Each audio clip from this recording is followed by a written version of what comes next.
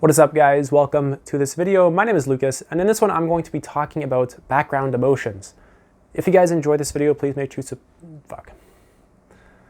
What is up, guys? My name is Lucas. In this one I'm going to be talking about background emotions. If you guys enjoy this video, please make sure to subscribe because it helps my channel to grow, and I greatly appreciate that.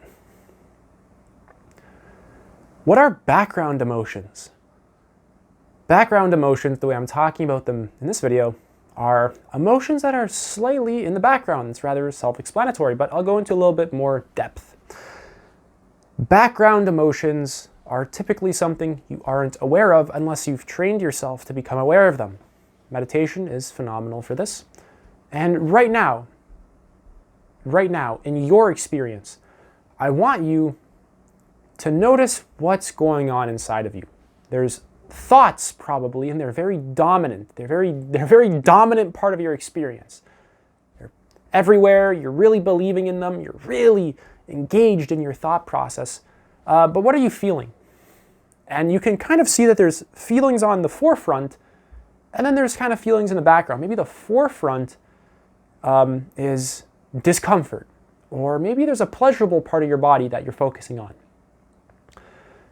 And really, if you focus on your body, you can probably find a part of it that's pleasurable right now, and you can find a part of it that's not so pleasurable. Like maybe you're doing good here, but you could be doing a little bit better over here. And I want you to notice not so much like physical pain or something like that, but maybe any sort of thing that's happening in the background. And this is something that you have to train yourself to notice. It's a little bit hard at first. It requires you to practice it. And throughout your day, maybe if you don't really have too much in the background right now, throughout your day, I want you to notice on background emotions. This is really very subtle stuff in human experience. People walk around with background emotions of, we'll say, anxiety, which influence their thoughts and emotions at, the forefront. And how do we handle background emotions? Number one, we got to be honest with ourselves about what we're feeling. We need to be honest. I really can't stress how important that is, that if you're sad, just say, okay, like there's sadness. And just be sad. Like, don't resist it. Don't tense up your body. Don't judge it. Don't say, like, I shouldn't be feeling this way. I'm a man. I shouldn't be crying. Or, I'm so spiritual. I shouldn't be angry. Like, remove these stupid beliefs. These are garbage beliefs. Just get rid of them. If you have beliefs that some emotions are good and some emotions are bad, you most likely have a lot of repressed emotions hanging around in your body's physical tension. Examine your body's physical tension right now. Maybe in your gut, your shoulders are raised, your jaw is clenched, whatever. Your face is kind of contracted, or whatever. And you probably just have a lot of sort of repressed emotions happening in the background, and you don't really know how to be aware of them. So you kind of push them away and you start thinking. You get really involved in your thinking. You get really involved in entertainment or some kind of other distraction. A lot of our thinking is actually just a distraction from this present moment. A lot of our thinking is very pointless and is keeping us engaged in a loop of dysfunction, a loop of anxiety, worry, depression, just a lot of random subconscious habits that have been programmed into us and are kind of just playing themselves out on repeat. Watch my video, Are You In Autopilot, and How to Quit Your Toxic Habits, for understanding our habitual nature and, understanding subconscious programming. But really, background emotions are a very, like I've said, subtle thing that we need to return to time and time again. And if this is your first time hearing about background emotions, it's confusing. But if this is your 100th time hearing about it, you are very familiar with background emotions. And honestly, how a lot of the emotions that happen in the background, the reason why they're happening in what I'm calling a background is because we're not allowing them to come to the forefront of our experience. We're repressing them, we're pushing them away, and we're not allowing them to be there. There's some sort of unconscious, subtle resistance or just judgmental mechanism towards that emotion. And what happens is not that the emotion goes away when we do this, is that it comes back another day to be even angrier and maybe even more painful, because then we build up more conditioning, more crap around these emotions. Instead of understanding them and really solving them at the root, we kind of just push them away. Now, how do I handle this? How do I handle these background emotions? Whether it's some background joy, for example, that we don't let ourselves experience fully. That's a very common thing. Humans, for the most part, have a sort of threshold on, the emotions that they will allow themselves to experience. And pleasurable ones and unpleasurable ones are really, it's at both extremes. You can only feel so much pleasure before it actually becomes rather overwhelming. And you can only feel so much pain before it's very overwhelming. Like if you pinch yourself right now, that's pain, but there's no like real rejection of it. It's soft, it's just like, it's nothing. You pinch yourself, this is nothing. It's like, this is actually kind of a fun experience, it's, I sound absolutely maniacal, just like a maniac by pinching myself as a fun experience, but it's like, it's interesting, like the sensations and the feeling of my skin and how, like, I can feel it. Like, it's really interesting how this is happening. It's really cool that like I'm alive and like I can do this, and I'm really very, very engaged in, my body's sensations. That's why it's interesting. But, whatever's happening in the background, we're not allowing it to come to the forefront, and we have a threshold on what we will allow ourselves to experience, really. So maybe there's a lot of joy, but even in that moment, like there's something blocking us from experiencing that joy, and we're not conscious of it. Or there's frustration. Frustration's a big one, and sadness. Those are very common background emotions. It's the stuff that we really repress the most. That's often in the background. That can really, like, this is a tricky one, because people can have a lot of strange beliefs about frustration and all this stuff. They think these are bad emotions, that you shouldn't feel them because they were told that when, they were very young. But there's nothing wrong with any emotion. No emotion is neither good nor bad. Emotions kind of just are what they are. The problem is how you relate to them. The problem is in your resistance to them, your physical tension around them. Notice how you contract your physical body to, not experience something that you don't want to experience, and also your beliefs about emotions. So every time that we feel something that we don't want to feel, we restrict ourselves in some way. If you don't want to feel, something in your gut, something in any part of your body, there's like a tensing around it that happens. You constrict yourself and you start repressing it. It's actually a rather physical thing. A lot of emotional repression has a very physical aspect, and that's actually really, if you just undo this tension in your body, that will release a lot of emotions that you're just holding in place, a lot of physical energy that you're just, holding in place, and it's just sort of stagnating. So right now you can notice your physical tension in your body.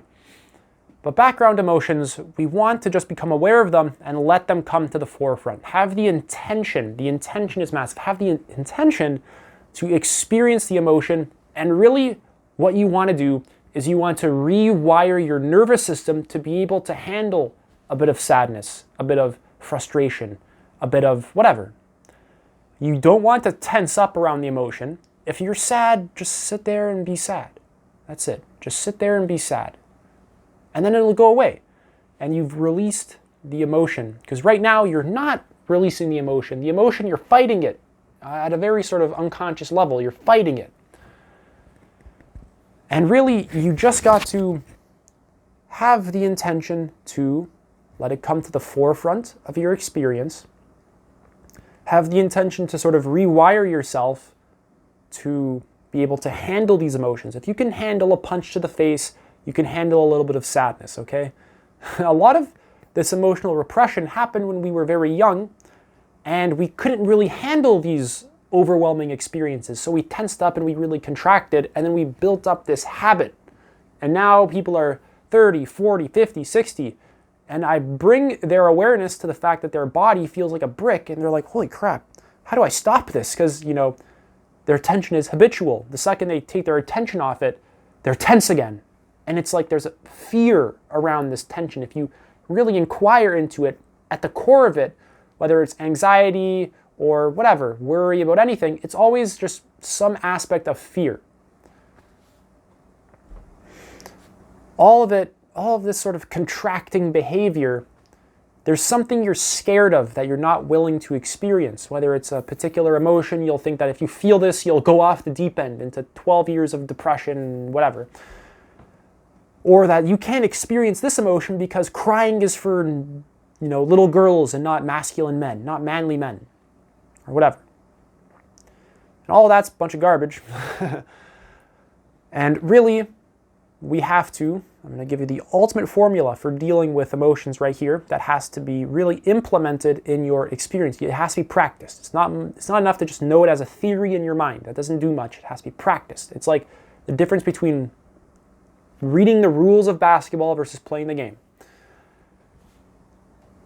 You have to become aware of emotions with just the intention to rewrite them. That's it. And I'm going to break it down into some more steps. So when we're aware of the emotion, it's not like we're aware of it and we're just being aware of it and we're trying to run away from it. I'm aware and I'm like very separate from the emotion. We're aware of the emotion. We're totally aware of it. We're very, very aware of it. Our concentration is like we're giving it our full attention. Not like half, we're like, that's it. Like we're very deep in it. And we're inhabiting that part of our body that feels the emotion. Whether it's in your gut, we're really feeling every sensation. You have to want to know the emotion, to fully experience it. And you have to have the intention to rewire your nervous system and your habits so that you can experience the emotion. Not to get rid of the emotion, but just to experience it in a functional way so that you're not basically destroying your emotional, mental, and physical health. 90% of illnesses are caused by stress. And what is stress? Look right now in your experience. There's stress if you're tensed up. It's just this fear. Worry, stress, anxiety. This is all just different kinds of fears. It boils down to just fear. So we don't want to manipulate the emotion so we can stop feeling it. We have to genuinely want to experience it. Genuinely want to know what it is. Not as a theory, not as an idea, but just like, what is this sensation? And just really feel it. Like just ask the question, like what is this sensation? And then ignore your mind. Go fully into your body. Bring awareness fully into wherever the emotion is in your body. So, to repeat myself, have the intention to bring background emotions to the forefront of your experience. Be aware of them and inhabit that area that the emotion is in. And by inhabit, I mean send your awareness, through that area and really seek to experience it and really feel it. Feel every little nuance of it. Feel every little sensation bouncing around. And then have the intention to rewrite your nervous system, your habit of contracting, physically contracting, so that you can be open to whatever is occurring in the present moment. And by doing this, you actually enjoy your emotions. When you get very skilled at this, whether you're sad, angry, happy, every emotion becomes significantly more alive. Every emotion becomes joyful. Anger can be transformed into a sense of personal power or just internal power. Not the kind of power that makes you want to go out and dominate someone else, but just a sense of, I'm powerful and I'm very capable. It's a very healthy emotion. Every emotion has a purpose/function, and you should really inquire into what these functions are. When you're sad, there's a sense of, depth and character that can be added to you. So really, by seeking to experience emotions fully, we actually become significantly more happier people, whether the emotion is anger, sadness, even anxiety. Just, don't go off into your head, but notice that anxiety is kind of like a restless feeling. It's like you're not really able to stay still, and there's just a restlessness and really just fear at the bottom of it. And seek to experience it fully. Let go of your physical tension. Feel all the sensations and rewrite the habit of pushing the emotion away, because that's all it is. It's just a habit. So by doing this, you take emotions that are in the background and are typically unconscious and usually somewhat repressed. You bring them to the forefront and you release them so that you're actually a more emotionally functional individual. That's it for this video. Any questions at all, leave them in the comment section below. Other than that, Like and subscribe. It helps my channel to grow, and I really appreciate that. But other than all of that, have a great rest of your day.